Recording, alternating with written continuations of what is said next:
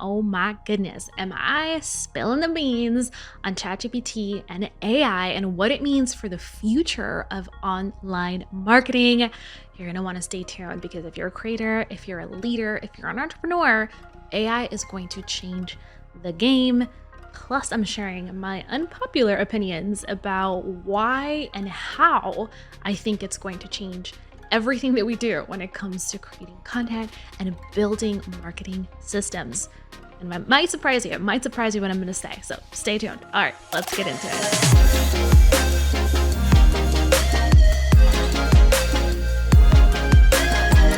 So, familia, I hope that you are having an awesome week so far.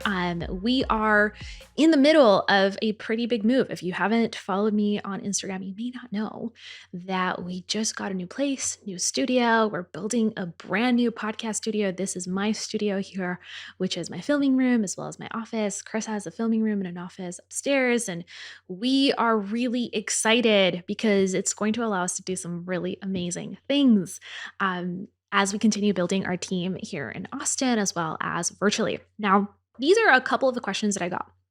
And I just want to summarize them because, of course, they had different contexts. But essentially, you guys were asking, does AI and ChatGPT mean the end for digital marketers? Does it mean the end? Is it going to replace content creators? Is it going to replace copywriters?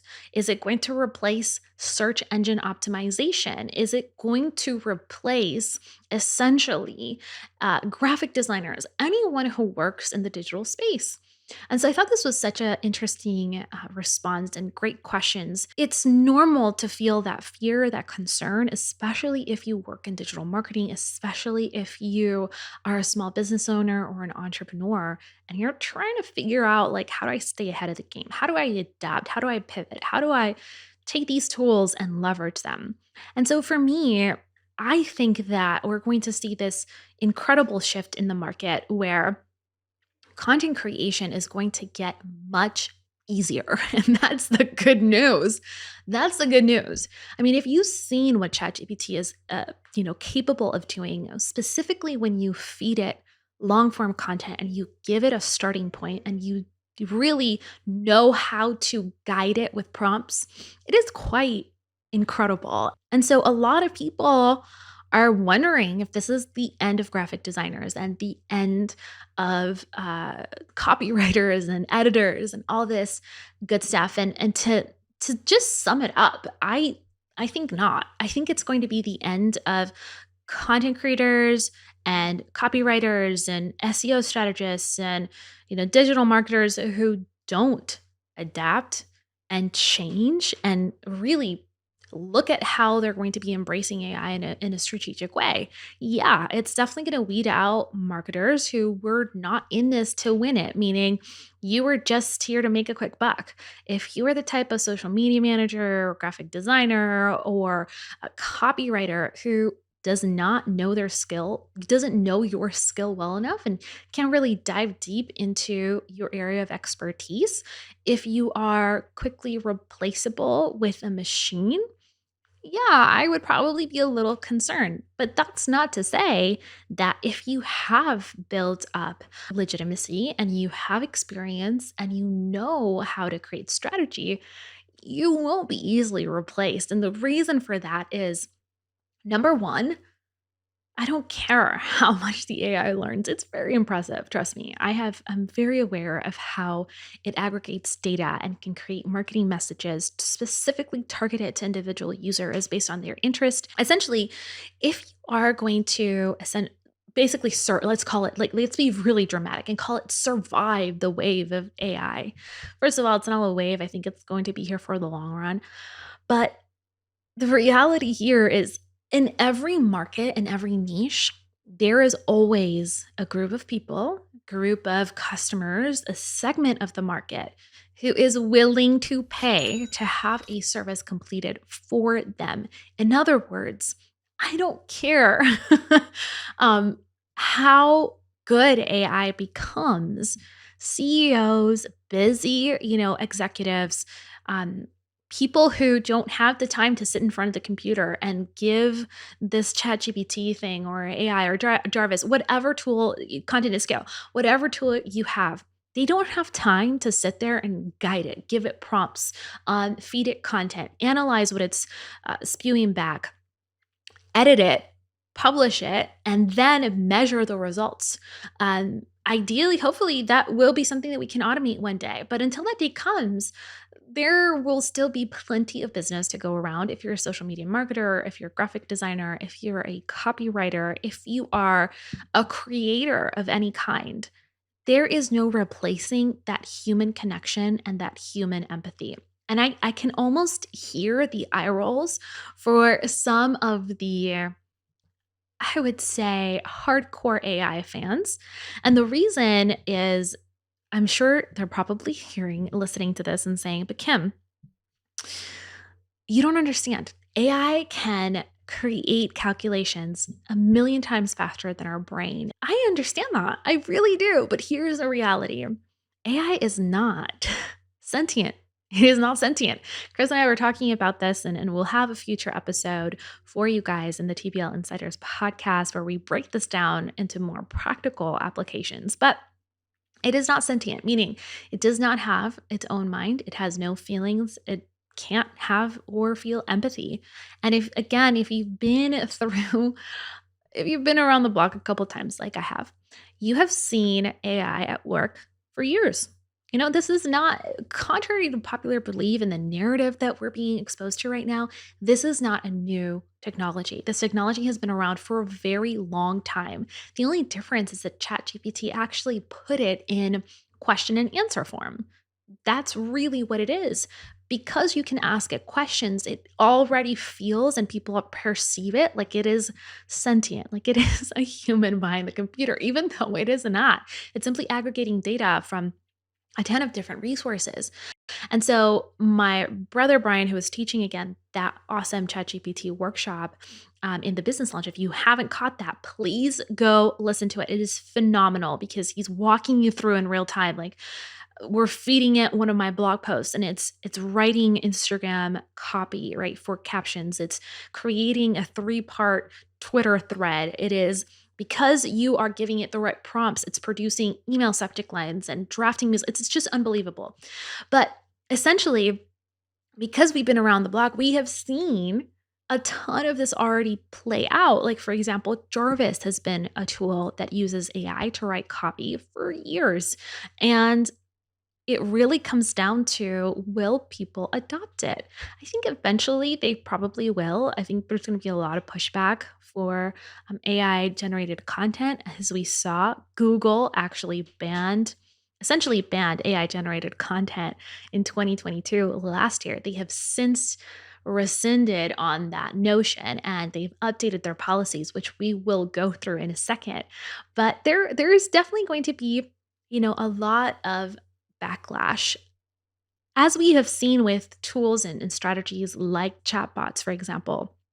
ManyChats was a tool everybody was using to have a bot, essentially, same thing, artificial intelligence, respond to questions and prompts and create lead generation strategies that are more efficient with Facebook Messenger. And so we saw that, and kind of didn't take off the way people expected it to. And the reason for that is it created more value and more need for that one-on-one connection with a real human. Chris brought up this example in Voxer with our TBL coaching students, and I thought it was so good. He said, we've all been on the other line of those automated phone services or, answering machines where they're like, for the customer service department, press 1. For sales, press 2. And you just go on this rabbit hole of questions and answers that are never ending. And you're just like, connect me to a real agent. That's very frustrating. And I'm not saying that, ChatGPT or AI is going to be nearly as incapable as an answering machine. It will continue to learn, and it will continue to be trained, and it will continue to produce incredible results for those who are willing to leverage it. But it's not going to replace humans in the way that we expect it to. Yeah, it's going to replace a lot of the menial work of digital marketing and content creation that no one wants to do, including me.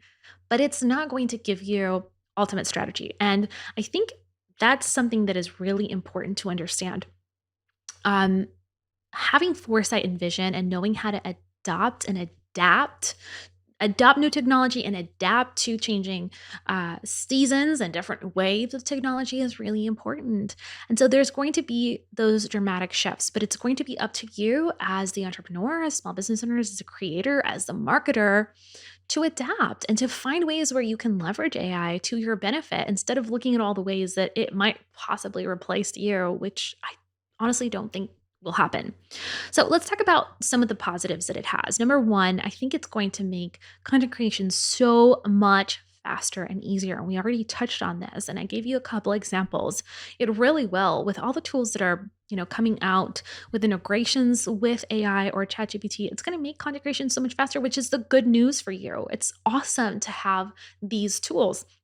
It's also going to make the process of outlining particular copy and strategy in your business easier. It's going to create these assets that you will be able to leverage on different social media platforms. Now, you have to be careful with this. It's really important because you can use AI in a positive way or you use it in a negative way. It's just like anything else that we have in terms of tools in the world.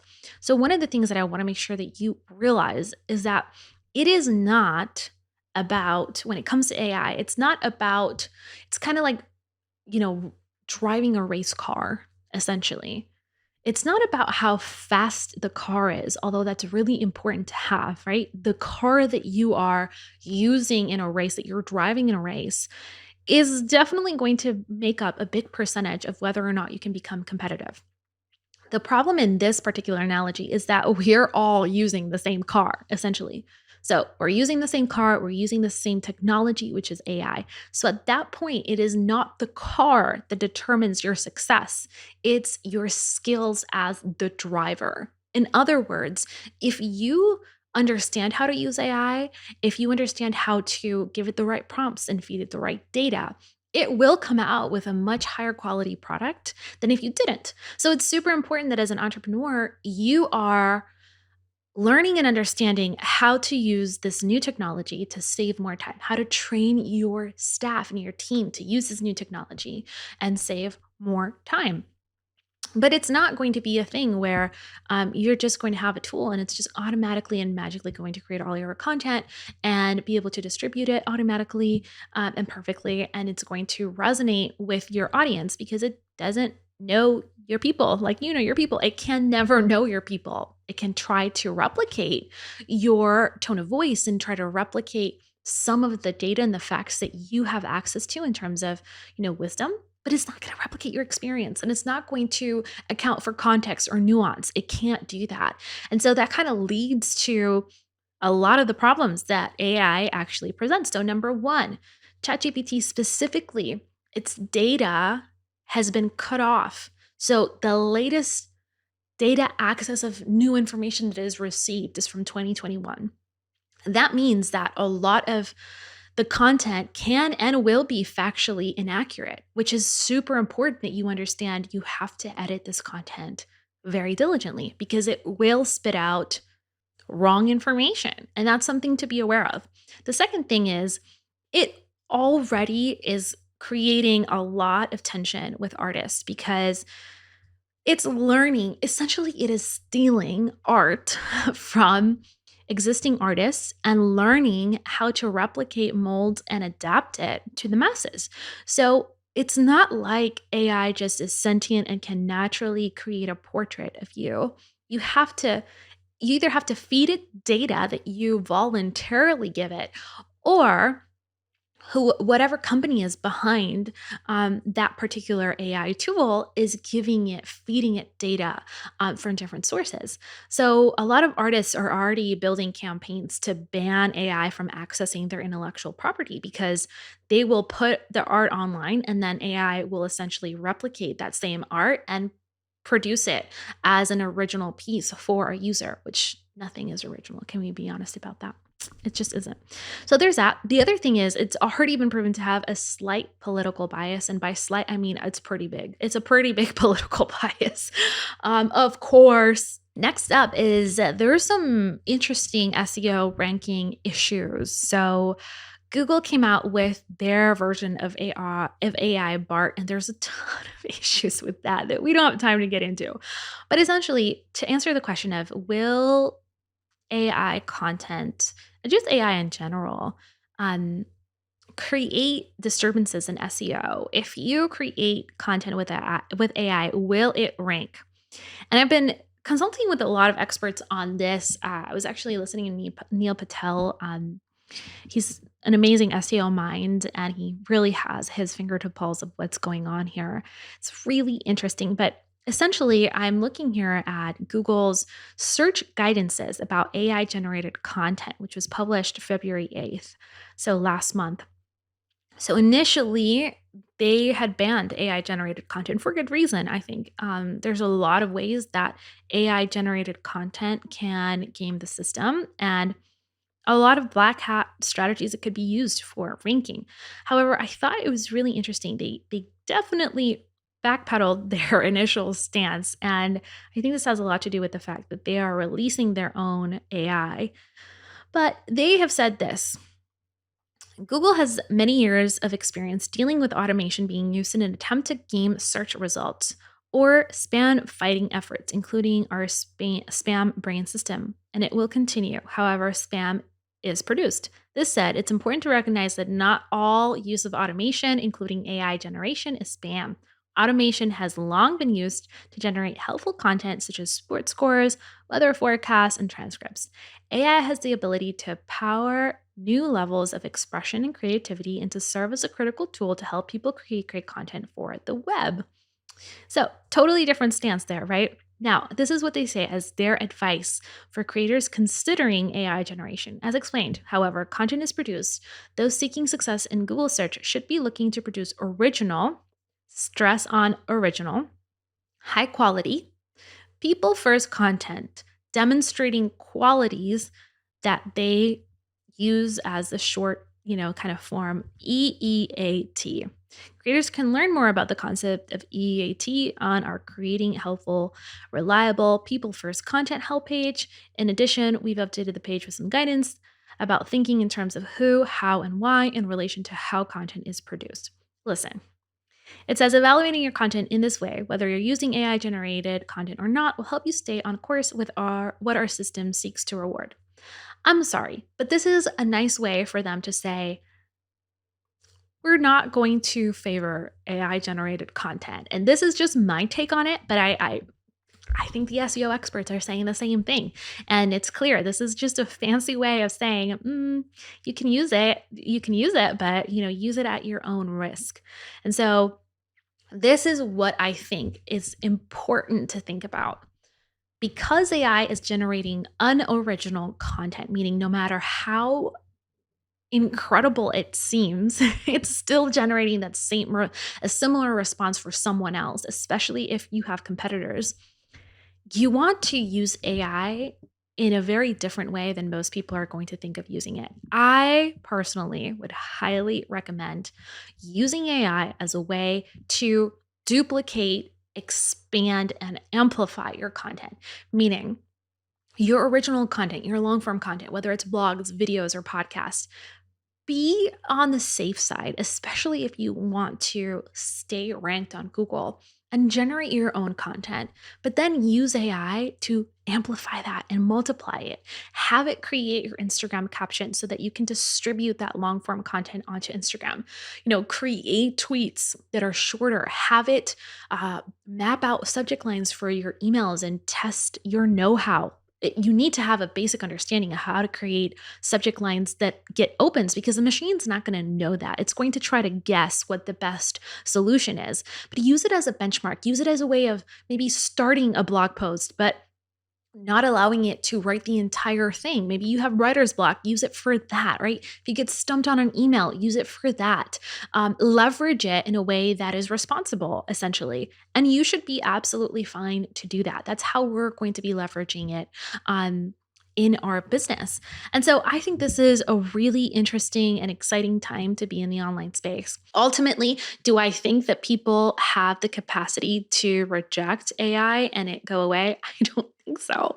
I really don't. I see it everywhere. And the last thing I will say is it is very suspicious that this technology has been around for so long. And all of a sudden, February 2023, it's a massive, massive, extraordinary push for it, almost in a consistent and planned effort. It's so weird. It is so freaking weird, you guys. So I know election season is coming up next year. So I don't think that this is a coincidence. And again, call me conspiratorial or think that I'm crazy. I'm just giving you the straight facts. I'm telling you how I actually process and what I am seeing from all different directions. So I hope that it was helpful. I hope that you got ideally a balanced perspective of AI, the good, the bad, and the ugly, because we always want to be super transparent with you guys when it comes to new emerging technologies, what they mean for us as a society, what the cost could be long term, and also what benefits it could have, because there's also many, let's be honest. And hey, if you're wondering how you can work with us to take your content marketing or your business to the next level, here are 3 ways that you can get started. Number 1, make sure to download our Success Path. It's completely free, and it'll give you the 6 stages of online business success. From validating your business all the way through scale, we're going to give you a detailed overview of what particular strategies you need to be deploying, but also, just as importantly, what areas you should leave for the next stage, you should not be worrying about. Now, it's not a comprehensive list, but it definitely is going to get you started on the right track.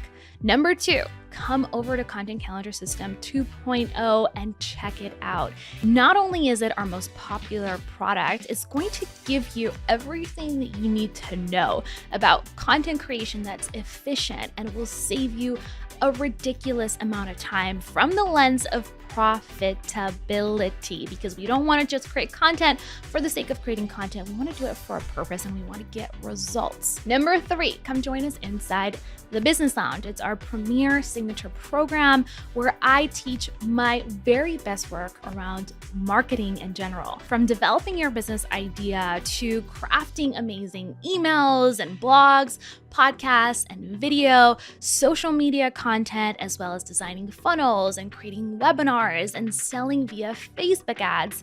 All of that training is jam-packed inside the Business Lounge. Not just that, but you're also going to get monthly coaching calls with me and my co-pilot, Chris, where you get to ask us questions. We review your sales strategies and your sales funnels, and we give you feedback in real time. You're also going to have access to our Facebook group and our private forum, where you can connect with thousands of other online entrepreneurs who are just where you're at right now.